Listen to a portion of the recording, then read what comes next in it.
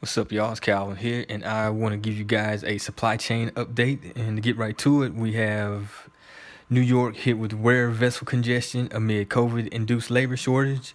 And we also have a situation that is brewing in China as well. As you can see here, the article says global economy heading for mother of all supply chain shocks as China locks down ports. And as I've said many times, that this is a man-made shortage. If you scroll down here and you see it says China's first Omicron outbreak was detected in the city of Shenzhen over the weekend. And then it says on January 8th, 2 patients in Shenzhen who actively sought medical treatment were confirmed as being infected with the Omicron variant. The local government immediately locked down certain districts, restricted travel, and conducted large-scale screening. So just like that, because of 2 people, they were shutting down districts, so on and so forth. So there wasn't necessarily anybody that maybe got sick at the shipping yard. You know what I'm saying? They would just have to be within the same district, and that particular district gets shut down. And they like to put these articles out that are all sensationalized like this big, huge pandemic. But once you start looking at it, it's only 2 people that are causing stuff like this to happen. So something to keep in mind as you start seeing more and more extravagant and, big bombshell news titles and all that stuff like that. You know what I'm saying? Once the smoke clears, it's really not as bad as what they're saying. And they're just using the hype to move along with whatever programs that they got working. And that brings us to this next article where it says, make preparations. Canadian cross-border trucking vax mandate now in effect. Domestic trucking mandate starts next week. All right. And if you see here, it says the cross-border vaccine mandate for truckers in and out of Canada is now in effect. The U.S. vaccine mandates take effect on January the 22nd. And what this basically means is that truckers who are not vaccinated are not going to be able to transfer goods across the U.S. and Canada border, whether you're a Canada truck driver or a American truck driver. You know what I'm saying? So this is estimated to range between 16,000 and 38,000 daily loads that are likely to be not delivered. So this is definitely going to have an impact somewhere. You know what I'm saying? Where exactly, I couldn't tell you, but please be assured that there are some people that know, you know what I'm saying? They know exactly what's on them trucks, so on and so forth, and they know the exact impact that this is going to happen. And it could all be avoided if they would just, give people the respect of having control over their own bodies. You know what I'm saying? Just as simple as that, because that's why a lot of this stuff is not going to be shipped, is because these truck drivers are not going to take it. You know what I'm saying? And it's not just the ones that don't want to get the vaccine. It's people that are vaccinated too. Like you know what I'm saying? People can see that they are losing the power of choice. Things are going to get a whole lot tighter, you know what I'm saying, because the supply chain was already where it was before. And plus you see the news in New York, and then the situation going on in China. And I've already covered a story on the West Coast where they've been breaking records like months ago, last year, and they're still breaking records as it stands right now. So it's on all fronts, and it's getting to the point where a lot of these ships, they're trying to go to like smaller ports and things of that nature. And that seems to be working so far. As things tighten up and the austere measures continue, you're going to see more and more mandates choking off every checkpoint, the same way that you would do in a war, where you would cut off comms, like you seen in Kazakhstan. One of the first things they did was cut the internet. And here lately you were seeing a lot of that stuff happening. You know what I'm saying? Like the results of whatever's happening, whether it be natural disaster or a man-made situation, the comms are getting cut off and the supply chain is getting cut off. And it's, as I said before, no different than a war type movement.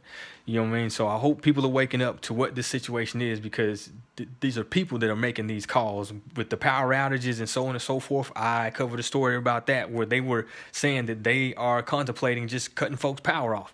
And now you are seeing hundreds of thousands of people's power being cut off because of these winter storms and situations when they probably didn't have to be cut off. With the supply chain update, it is just, more and more evidence of the type of situation that we're up against. And so as far as some solution to the supply chain issues that we have, particularly when dealing with food, something that I've been doing since about October is that most of the time I only eat one meal a day. And it has greatly stretched the food that I have stored up, as well as the amount of food that I'm able to get weekly. And I don't expect everybody to be able to do that, but if you start at least trying to do a couple of meals here and there each week to kind of train yourself to get into it, because with used to eating a certain way and then cutting back on that, these things can affect your attitude and all that stuff like that. So you kind of want to train yourself up on it, you know what I mean, and find ways to cut back, because these are the types of things that are going to be needed, particularly with people who have kids.